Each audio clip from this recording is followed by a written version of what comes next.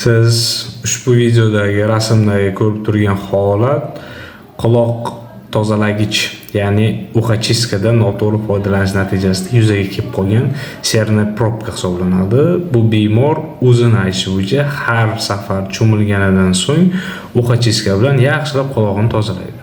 Va natijada har 6 oyda va 1 yilda quloqni tozalatib turadi. Bizda shunaqangi holatlar ham bo'lganki, bemor ayol kishi qulog'iga o'sha uxachiskadan doimiy foydalanish natijasida serniy probkani ichkarigacha kirgizgan va eshitmay qolgan. Natijada qarindoshi Yaponiyadan eshituv apparatini olib kelgan paytida eshituv apparatini taqib yurgan va bizni oldimizga boshqa bir bemorni olib kelgan paytida u ham birgalikda kirgan va qulog'ini ko'rgan paytimda qulog'ini ichida to'la serniy probka borligini ko'rgan edim.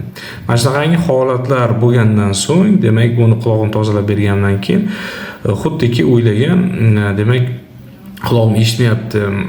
Chunki meni qarindoshlarimda, otamda, onamda shunaqangi eshitish pasayishi bor edi deb o'ylagan va natijada quloq demak tozalangandan so'ng apparatni tashlab yuborgan. Hattoki shunaqangi holatlar ham bo'ladi. Shuning uchun ham azizlar, agarda siz uxachiskadan foydalanayotgan bo'lsangiz, juda ham katta ehtimol bilan sizni qulog'ingizda serniy probkalar mavjud. Shuning uchun ham mana shunaqangi holat yuzaga kelmasligi uchun siz qilishingiz kerak bo'lgan ish, cho'milganingizdan so'ng albatta o'sha sachoqni uchini olib qulog'ingizni bu tomoniga artib qo'ysangiz shuni o'zi yetadi. Chunki quloqning o'zi maxsus serniy probkani chiqarishga, ya'ni serani chiqarishga moslashgan. O'zini shunaqangi funksiyasi mavjud.